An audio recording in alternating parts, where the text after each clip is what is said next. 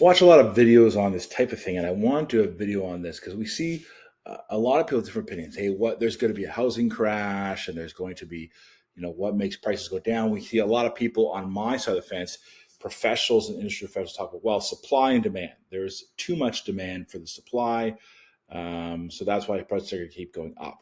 But one thing that people notice is that, like, I think this is the elephant in the room sometimes, is that people's incomes actually do not match what's going on with health values. So I want to give you some true commentary. And house prices going up, although, in my industry, yes, we use them to our benefit as far as they are what they are, and we, all those types of things.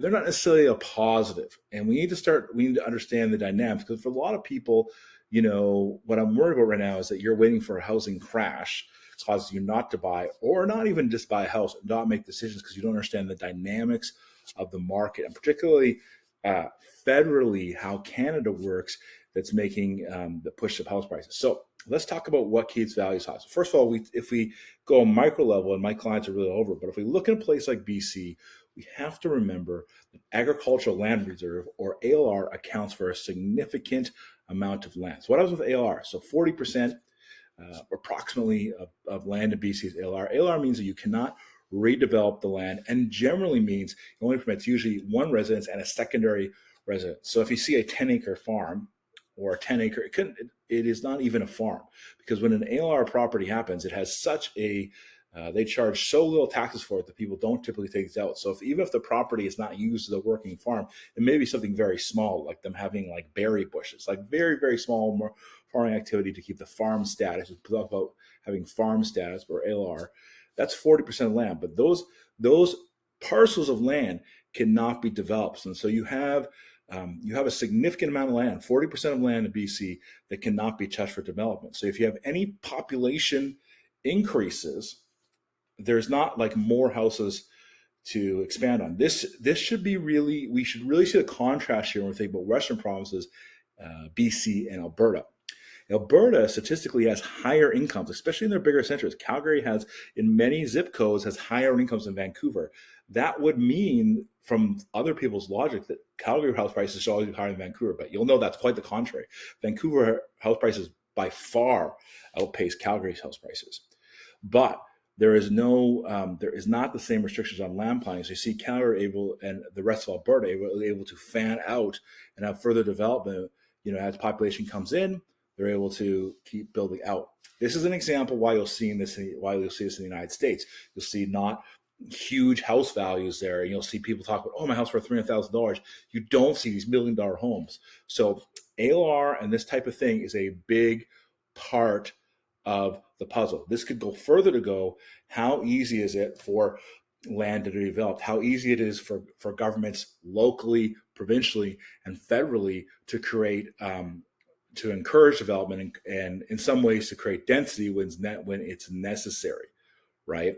So there is a lack of land. So anytime, and this is a very simple process, and this is right when people say supply and demand. When you think about, let's say there's 1 million people living in a province. Well, obviously, if all of a sudden that swells to 1.2 million people, you have 200,000 people that don't have a spot, and so you do, and this means this is going to create inflation and supply and demand from that perspective. Now, I've talked about a little bit about this when we talk about the spread in between supply and demand, and like at some point you just pack up and go home because it costs too expensive. So let's talk about number two driving house values, and that's immigration. Canada is the most intentional in immigration of nearly any country in the world. Last year, 400,000 immigrants were admitted into Canada, with 70% of those immigrants already being here. So what that means is that typically the strategy in Canada is very different from other countries. In the United States, you'll see immigration can be a result of citizens become naturalized. Maybe my parents came to the country illegally from a Latin country or something like that, and then over time I become naturalized because I got in the country. So you see people coming in on the lower end of the income spectrum, lower end of things. Now they make it, and some of them going to be very successful, but they come in through the lower end of the income brackets. In Canada, the strategy is really, you'll see two really specific type of immigrants make a big difference here. 70% of immigrants were already in Canada for it. So a lot of people coming over into Canada, they come over, do university and college, and then take on a high level job, engineer, doctor, anything like that, high level professional job. They could be making $250 to start from that perspective. And so when you put that, and then the other portion is the immigrants that come in, we're often attracting on purpose very wealthy immigrants. Countries like China or India are not necessarily, it's not a situation where everybody's wealthy there, but Canada in particular, we target people on the high end of net worth and incomes. And so people coming into Canada always have more capacity to buy homes because you're looking at your income and you're going, okay, well, how could I buy a home at, I'm making $80,000 a year, where Canada's immigrating people making $250, $300 a year, or people that have gone to university that are going to make that income bracket. The other thing to add about immigration is that most immigrants that we see are willing to put together several incomes to make it work. A typical Canadian family will tell us, hey, I'm a family of 6 or I'm a family of 4. We have to have a single family home, no suite altogether, where an immigrant family will often have 3 families together combine their income, so they are more likely to enter the market than most Canadian families because their income combined and they're willing to sacrifice on that particular level means they're able to get into the market from that perspective. But if you think about that, if you think about that we already have a crisis on the basis that there's just not enough land to develop, and then we're dumping more and more people in immigration-wise. So let's go back to my original example. Let's say there's 1 million people, and I'm just giving BC and our clients all over the place. 1.2 million people coming in, just natural immigration or even population growth as people have families. So now we're 200,000 people in deficit. Then we add immigration, and let's just say that's 400,000 people. So now we have a 600,000. Now we have 1 million homes to put 1.6 million people. The big thing when it comes to immigration, though, is we have a situation where in the case of immigration, we have a situation where those people are able to get into houses before the other original Canada immigrants are. So these things are driving up house prices quite significantly. The third factor, and we can't downplay this, is as a result of house values already being very, very high, we have a situation where baby boomers have, somebody buys in New Westminster, somebody buys in Langley. Now they bought a home for $100,000 and they are going to now sell it for $1.8 million, becoming an instant millionaire without doing anything that savvy financially. The transfer of wealth for baby boomers means there's a significant amount of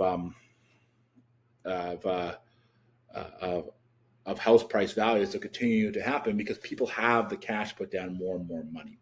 So these things are going to make house prices not go down and keep things going higher and higher. How is that going to change? First of all, the most important thing that could change is government having a better strategy around planning and releasing areas for which people to build it. And to think that out too, as far as how they get the materials and the trades. The second thing the government had to do is they have to have a more intentional immigration strategy. So immigration strategy means that they would have to have a more intentional immigration strategy. Are they immigrating people which would displace people that are Canadian citizens? So until those two things happen, we have a housing crisis. The crisis, the third thing, which is the transfer of wealth on baby boomers because they have high houses, which pours gasoline on the fire. So what can you do about all this? Well, first of all, I think you need to realize that you should really take an approach a little bit different. First of all, I think the one thing you'd be looking at is rent where you want to live, invest where you want to buy. So you may think about somewhere like a Vancouver Lower Mainland, find the houses are astronomical. Why don't you rent there if you want to work there? And why don't you buy in a place like Alberta where you get a lot more for a bang for your buck, a lot more conventional investment? So think about that. Secondly, you have to really evaluate where your income's going to be at. It's true that probably getting into that your income needs to be higher in order to make it in some of these areas. Is you're going to make it there? If not, you're going to struggle. And so you need to be looking at ways to increase and see your career path going that way. Or the other thing you should really look at, this seems contrary to what we're about, but as far as the mortgage brokers, but could you get an income from a business or anything you're doing inside of Canada, which provides a lot of high incomes and live somewhere differently to improve your quality of life? Those are not good answers because they are things that we cannot change. House price values going up and keeping it higher are not things, not trains we can stop coming in. But it's important for people to realize that these dynamics mean that these things are not the earth is not falling out, the floor is not falling out. Things could be like this for a long time, and making decisions around that's helpful. We can help with any of that. Please let me know. We'd love to help you on some strategies that could be helpful in that from that perspective. And if this video can help somebody else that you know, please share with them and subscribe to this channel. We'd love to get a chance to chat with them too. Thanks so much.